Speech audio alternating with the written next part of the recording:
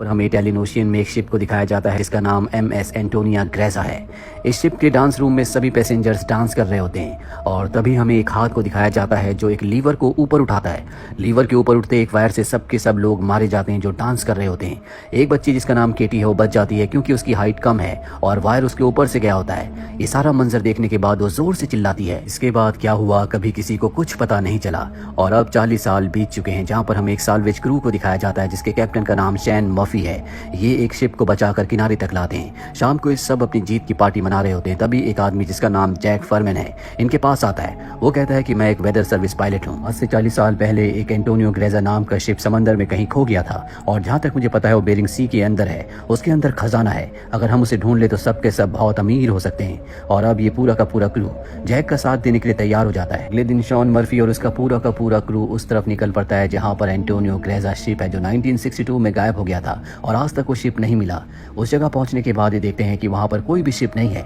सब के सब डिसअपॉइंट हो जाते हैं और तभी इनके स्टीमर के सामने एक बहुत बड़ा शिप आ जाता है। ये वही शिप है जो 1962 में गायब हो गया था जिसकी तलाश में सब के सब यहाँ पर आए हैं। शॉन का एक साथी जिसका नाम ग्रीर है, साथ ही जैक जो सबको यहाँ पर लेकर आया है, ये दोनों के दोनों स्टीमर में रुकते हैं जबकि शॉन अपने सभी साथियों के साथ शिप के अंदर चला जाता है जहाँ पर बहुत ही अजीब आवाज आ रही होती है। ये सब के सब उस आवाज का पीछा करते हैं और देखते हैं कि क्लॉक का पेंडुलम आज भी हिल रहा है। जैसे ये क्लॉक के और नजदीक जाते हैं पेंडुलम हिलना बंद हो जाता है और अब इनमें से पेंडुलम को हाथ लगाने वाला होता है कि बहुत जोर से आवाज आती है जिससे सब के सब डर जाते हैं। वहीं पास टेबल में स्क्रैबल पड़ा होता है जिसके वर्ड्स अपने आप ही बदल जाते हैं और उसमें लिखा हुआ आता है वेलकम। अभी सब के सब और आगे बढ़ते हैं और तभी इनके एक साथी के नीचे से फ्लोर टूट जाता है। वो नीचे गिरने वाला होता है कि मॉरिन उसे पकड़ लेती है और जब वो उसे पकड़ती है तो वहां पर उसे एक बच्ची दिखती है। ये वही बच्ची है जो आज से 40 साल पहले यानी कि सन 1962 में शिप में अकेली बची थी और जो बहुत जोर से चिल्लाई थी।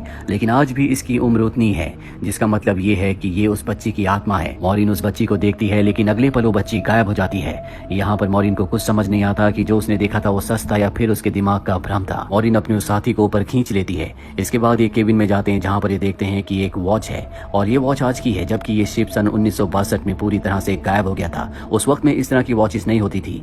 इनका जो कैप्टन होता है शॉन वो कहता है हो सकता है कि हमसे पहले भी यहाँ पर कोई आया हो और उसी की ये वॉच होगी।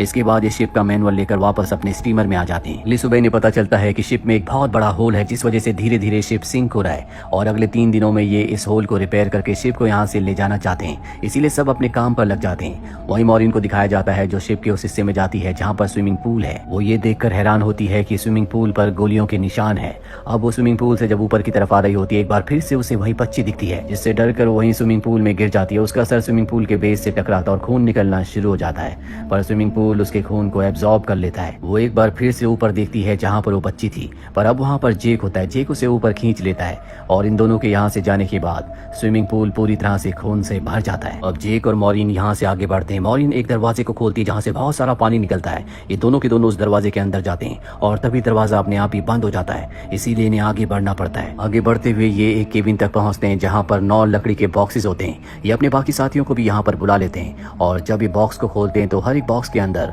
28 गोल्ड के बार होते हैं। इन 9 बॉक्सेस के अंदर बहुत ज्यादा सोना है जिससे सब के सब बहुत अमीर हो जाएंगे। इसीलिए तय करते हैं कि ये शिप को यहीं पर छोड़कर गोल्ड लेकर निकल जाएंगे। ये सारा का सारा गोल्ड अपने स्टीमर में रख देते हैं और अब यहाँ से निकलने की तैयारी कर रहे होते हैं पर तभी इनके स्टीमर में दिखाया जाता है कि स्टीमर के गैस सिलेंडर का नोब अपने आप ही टर्न ऑन हो जाता है जिससे हवा में गैस फैलना शुरू हो जाती है। वही मॉरिन एक बार फिर से उसी बच्ची को देखती है जो उसकी तरफ भागती हुई आ रही होती है क्योंकि वो उसे वार्न करना चाहती है पर कोई उसे पकड़कर पीछे धकेल देता है और तभी मॉरिन का साथी इंजन को ऑन कर देता है जिससे ब्लास्ट होता है। उस ब्लास्ट में उसकी मृत्यु हो जाती है। मॉरिन यहाँ पर बहुत कंफ्यूज है क्योंकि वो उस बच्ची के बारे में जानना चाहती है जो उसे बार बार दिखती है। वो शिप के डेटा में पैसेंजर्स के नाम चेक करती है जिससे उसे पता चल जाता है कि जो बच्ची उसे दिखती है उसका नाम केटी है। वो केटी के रूम तक पहुंच जाती है जहाँ पर उसे केटी का स्केलेटन मिलता है। वो समझ जाती है कि अब तक जिस लड़की को देख रही थी वो उसी केटी की आत्मा है। वही हमें शॉन को दिखाया जाता है जो कैप्टन के रूम में बैठा होता है और तभी उसके सामने इसी शिप के कैप्टन की आत्मा आ जाती है जो उसे ग्लास में अल्कोहल डालकर पीने के लिए देती है। साथ ही वो उसे एक फोटो देता है जिसमें एक शिप होता है जिसका नाम लॉरेली है। कैप्टन बताता है कि आज से कई साल पहले यानी कि सन 1962 में हमने इस शिप को रेस्क्यू किया था। इसी शिप के अंदर वो सोना था जो हम अपने शिप एंटोनिया ग्रेजा के अंदर ले आए लेकिन इसके ठीक 2 दिनों के बाद हमारा शिप हमेशा के लिए गायब हो गया। इसके बाद कैप्टन की आत्मा शॉन मर्फी को एक और फोटो दिखाती है और जब शॉन मर्फी उस फोटो को देखता है तो उसके चेहरे का रंग उड़ जाता है। वही मॉरिन को दिखाया जाता है जो उसी बच्ची की आत्मा के साथ बैठी होती है। उस बच्ची की आत्मा बताती है कि इस शिप के अंदर बहुत सारे लोगों की आत्मा कैद है और जो ये सब कुछ कर रहा है उसे बहुत सारी आत्माओं की जरूरत है और जब उसका काम पूरा हो जाएगा तभी हम अपनी आत्माओं की दुनिया में जा सकती है, यानी कि इन सब सोल्स को तभी मुक्ति मिलेगी। वहीं दूसरी तरफ इनके एक और साथी को दिखाया जाता है जो उस जगह पहुंच जाता है जहां पर आज से कई साल पहले पार्टी चल रही थी और अचानक से सारा का सारा माहौल उसी तरह से हो जाता है जैसे 1962 में था। वहां पर उस सिंगर भी थी जिसके गाने पर सब गाना गा रहे थे और तभी इसे ट्रैप करके मार दिया जाता है, यानी कि इनके 2 लोग मारे जा चुके हैं। इनके 2 और साथियों को दिखाया जाता है जिन्हें बहुत ही स्वादिष्ट खाना मिलता है, ये उस खाने को खा लेते हैं पर अगले पले देखते हैं कि वो खाना नहीं बल्कि कीड़े हैं, जिसके बाद उन्हें वॉमिट हो जाती है। वहीं हमें शॉन मर्फी को दिखाया जाता है जिसे बहुत कुछ पता चल चुका है, इसलिए जल्द से जल्द वो शिप से निकलना चाहता है। वो मॉरिन को ढूंढ रहा होता है पर तभी उसके सामने उसका वही साथी आ जाता है जो ब्लास्ट में मारा गया था। दरअसल ये उसका घोस्ट है जो लगातार उसकी तरफ बढ़ रहा होता है। वही मॉरिन भी यहाँ से निकलना चाहती है, इसीलिए वो उस तरफ आ जाती है जहाँ पर शॉन मर्फी है। शॉन मर्फी को मॉरिन के चेहरे पर अपना वही साथी दिख रहा होता है जो अभी घोस्ट बनकर उसकी तरफ आ रहा था, इसीलिए वो मॉरिन के ऊपर हमला कर देता है पर मॉरिन उसके पैर को जख्मी कर देती है। हालांकि शॉन उसे मारने वाला होता है कि तभी जैक आकर उसके ऊपर हमला करके उसे बेहोश कर देता है। जैक वही आदमी है जो इन सब को यहाँ पर लेकर आया है। अब क्योंकि शॉन मर्फी ने मॉरिन के ऊपर हमला किया था इसीलिए ये उसे नीचे एक्वेरियम में बंद कर देते हैं। इनके बाकी 2 साथी भी आ जाते हैं। ये जल्द से जल्द इस शिप को रिपेयर करके यहाँ से निकलना चाहते हैं क्योंकि इनके पास इसके अलावा कोई भी ऑप्शन नहीं है। ये नीचे जाकर शिप को रिपेयर कर देते हैं। मॉरिन इसके बाद अपने एक साथी को ढूंढने के लिए जाती है, तभी उसके सामने उस बच्चे की एक बार फिर से आत्मा आ जाती है जो उसे दिखाती है कि उस आदमी की मृत्यु हो चुकी है।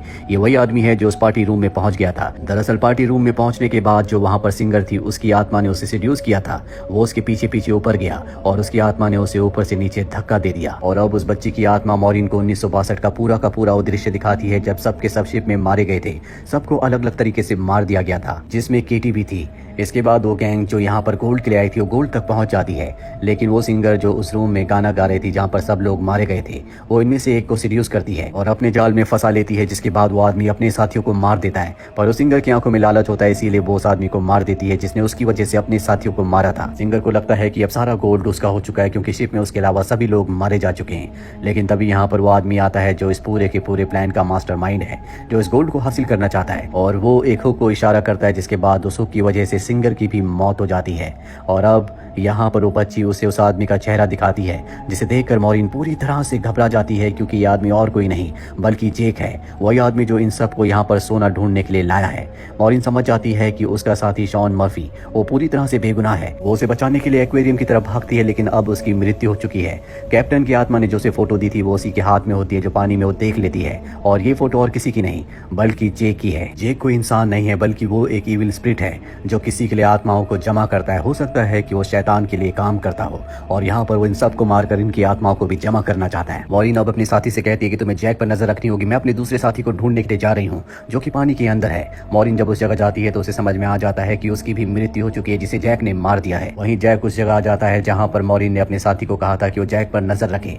जैक और उसके बीच में आर्गुमेंट्स हो जाते हैं, इसीलिए मॉरिन का साथी जैक को गोली मार देता है। उसे लगता है कि वो मारा गया इसीलिए वहां से चला जाता है। वहीं मॉरिन अब इस पूरे के पूरे शिप को ब्लास्ट करना चाहती है इसीलिए हर जगह बॉम्ब फिट कर देती है। पर तभी उसके पास उसका वो साथी आ जाता है जिसने अभी अभी जैक को गोली मारी है। वो मॉरिन को कहता है कि हमें शिप को ब्लास्ट नहीं करना चाहिए, पर मॉरिन उसकी बात नहीं मानती। वो कहती है कि मैं इस शिप को ब्लास्ट करके ही रहूंगी क्योंकि इस शिप में बहुत सारी आत्माएं कैद हैं और भी लोगों को इस शिप में ट्रैप करके लाया जाएगा जिसके बाद उन्हें मार दिया जाएगा और ट्रैप करने का एक ही जरिया है जो है गोल्ड। और तभी उसका साथी जैक के रूप में बदल जाता है जिससे हम समझ जाते हैं कि जैक ने उस आदमी को भी मार दिया जिसने उसे गोली मारी थी।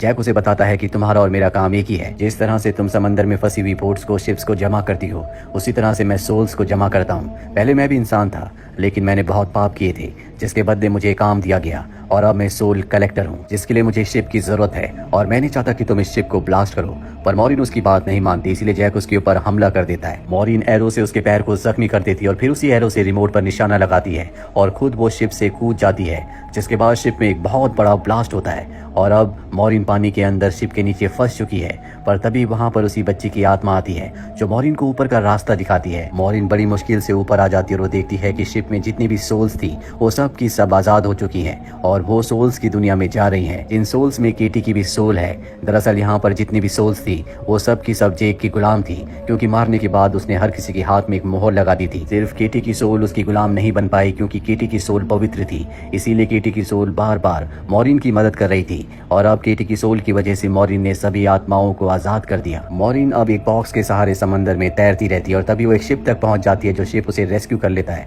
जब उसे पोर्ट पर लाया जाता है तो वो अपनी एम्बुलेंस से देखती है कि जेक अब भी जिंदा है और शिप का जितना भी गोल्ड था वो उस गोल्ड को एक दूसरे शिप में ट्रांसफर कर रहा है ताकि उस गोल्ड के लालच में वो और भी लोगों को मार सके, उनकी आत्माओं को कैद कर सके, जो कि उसका काम है। मॉरिन ये पूरा मंजर देखकर चीख पड़ती है और इसी के साथ ये फिल्म, ये कहानी यहीं पर खत्म हो जाती है। उम्मीद करते हैं कि ये कहानी आपको पसंद आई।